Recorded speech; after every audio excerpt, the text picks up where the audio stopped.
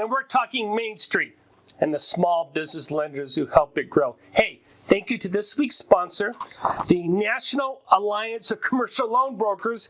Be there October 4th to 6th, Weston Lake, Las Vegas Resort and Spa. Hey, we did our 11th annual Coleman SBA Hospitality Financing webinar. We always bring in Chris Moyo. He's the expert.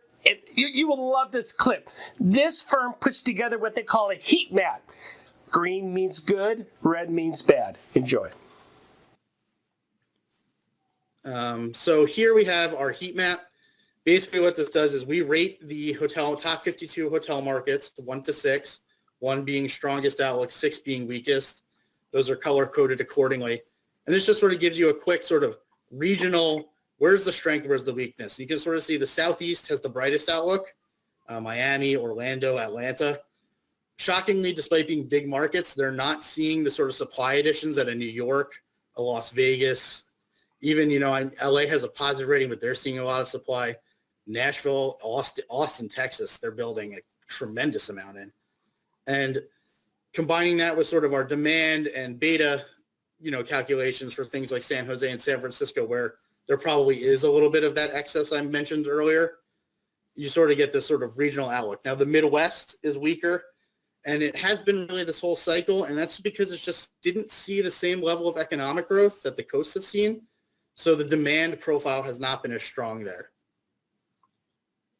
Now, are you suggesting if I'm in Las Vegas that I don't do a property, or what about how as an underwriter do I take this heat map into consideration when I'm underwriting the loan? Absolutely. I mean, so each property is going to be, if you're underwriting a specific property, the market level stuff might not be applicable. It's more of I got to double check. Mm-hmm. The risks here are higher than they are elsewhere. So I really want to go through and make sure, hey, are my assumptions good? If I make my assumptions a little more conservative, does it still pass my sort of sniff test? Good. So I would use it that way. Just sort of a quick, guys, if I'm in Orlando and I see the outlook's pretty good, maybe it's like, okay, I'm fine with what my initial due diligence. If I see that the market risk is higher, maybe I do a double check. I change my assumptions a little bit and make sure it still works. We've seen this map for the last 10 years. And what I love is Miami was always deep red, and now it's one of the best markets out there. Yeah, well, so Miami saw supply additions earlier in the cycle, and its pipeline, it's sort of chewed through it, and it's okay. And, going forward, it's not going to have the supply overhang that other markets are going to have. And to be frank, it's Miami. People want to go there, so its demand tends to bounce back very quickly after cyclical events. Our BDO profile this week is Marie Askew, BBVA Compass. Talked to her down in Miami. She was a Coleman 2019 SBA Professional of the Year Coleman winner. We're in South Beach. Marie Askew, winner of the Coleman 2019 BDO of the Year. Congratulations. Well, thank you, Bob. I'm trying to shake your hand. Oh, see, I already messed up. No, we're rolling. That was good. Oh, okay. Okay. You didn't mess up. What do you do? I am the Northern California Business Development Officer for BBVA Compass Bank for their SBA division. And how long have you been in the business? I don't mean to ask you a difficult question. Should we just not even go there? Yeah, a long time. A long time. Yeah. Fair enough. maybe too long, but... Tell me how you felt about today's event. Oh my gosh, it was amazing.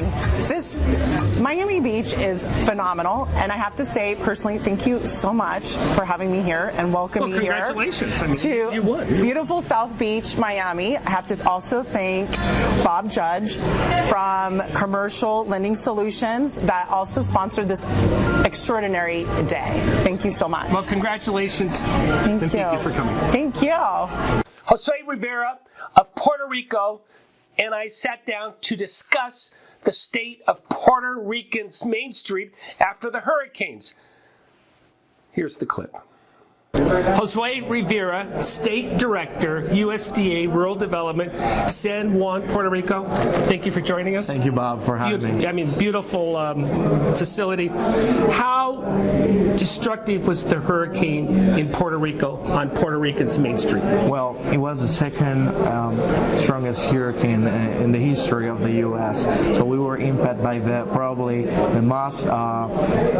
basically the most strongest storm that we have ever received in the island. We are talking about 250,000 houses destroyed, thousands of business not operating for a long period of time, and industry being hurt, supply chain being affected. So at USDA Rural Development, we're helping rural Americans, rural communities to enhance their quality of life and help Puerto Rico recover quickly as possible. A lot of our viewers are United States based, continental United States, I didn't mean to imply. But how rural is Puerto Rico? Puerto Rico is 85% rural. Okay. So if you go to Iowa, you go to Wisconsin, you will see the same geographics and demographics in rural America. So probably Iowa is, let's say 80%, 85, 90% rural. So Puerto Rico is the same. What resources does USDA have at your disposal to help Puerto Rican Main Street recover? Well, we have the Community Facility Program, which can help municipalities, cities, and nonprofit have access to loans and grants to build facilities to serve the communities. We have our BNI program, Business and Industry Program, which help business with loan guarantees through lenders. So we have access, we bring access to capital to these small business and create jobs and opportunities. Can you describe one project that you are working in 18 months later?